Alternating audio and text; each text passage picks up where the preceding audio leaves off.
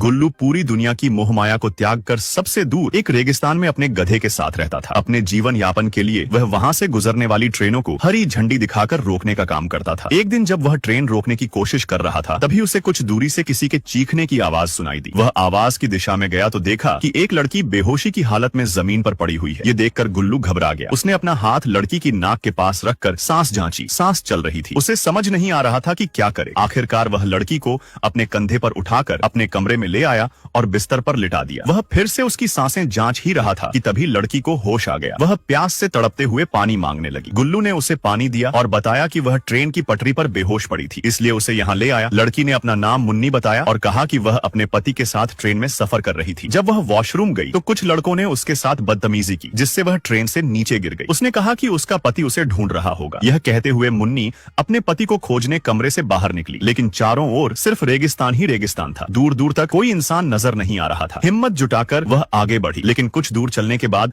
अचानक बेहोश होकर गिर पड़ी। होश में आने पर उसने देखा कि गुल्लू उसे फिर से अपने कमरे में ले आया है। गुल्लू ने उसे समझाया कि उसका पति उसे ढूंढते ढूंढते खुद यहाँ पहुंच जाएगा, इसलिए चिंता न करे। रात होते ही गुल्लू मुन्नी के लिए खाना लेकर आया। थाली में देखकर मुन्नी हैरान रह गई। चावल पानी में भीगे हुए थे। गुल्लू ने बताया कि यहाँ दूर दूर तक खाने को कुछ नहीं मिलता। उसने कई सालों से चावल इकट्ठा करके रखे थे। मजबूरी में मुन्नी ने भीगे हुए चावल खा ली। इसके बाद गुल्लू ने बिस्तर पर मुन्नी के लिए जगह बनाई और खुद जमीन पर सोने लगा। लेकिन घबराहट के कारण मुन्नी को नींद नहीं आ रही थी। वह बार बार गुल्लू की ओर देख रही थी, कहीं वह उसके साथ कुछ गलत न कर दे। गुल्लू उसकी बेचैनी समझ गया, इसलिए वह बाहर जाकर अपने गद्दे से बातें करने लगा। जब मुन्नी बाहर आई तो देखा कि गुल्लू ठंड से कांप रहा था। उसने उसे अंदर आने को कहा, लेकिन गुल्लू ने मना कर दिया। अगले दिन मुन्नी एक भयानक सपने से जागी। गुल्लू उसके लिए काली चाय लेकर आया, लेकिन मुन्नी को दूध वाली चाय चाहिए थी। गुल्लू ने बताया कि वह कई सालों से सिर्फ काली चाय ही पी रहा है। उसने यह भी बताया कि उसके पास एक टेलीफोन है, जिससे उसे पता चल जाता है कि ट्रेन कब आएगी। फोन आने पर वह उसके बारे में सूचना दे देगा और फिर वह घर जा सकेगी। तभी अचानक टेलीफोन की घंटी बजती है। गुल्लू फोन उठाकर मुन्नी के बारे में बताने ही वाला था कि मुन्नी फोन काट देती है। यह देखकर गुल्लू को अजीब लगता है। तभी मुन्नी उसे अपना सच बताती है कि वह जानबूझकर ट्रेन से कूदी थी। यह कहते ही वह अपने अतीत में चली जाती है। मुन्नी एक न्यूरो सर्जन थी। एक दिन उसके पास मन्नू नाम का एक मरीज आया, जो अपनी पत्नी की मौत के सदमे में मानसिक रूप से असंतुलित हो गया था। मुन्नी ने उसका इलाज डॉक्टर बनकर नहीं, बल्कि एक दोस्त बनकर करना शुरू किया। वह पूरा दिन मन्नू के साथ बिताने लगी, जिससे उसमें काफी सुधार होने लगा। धीरे धीरे मन्नू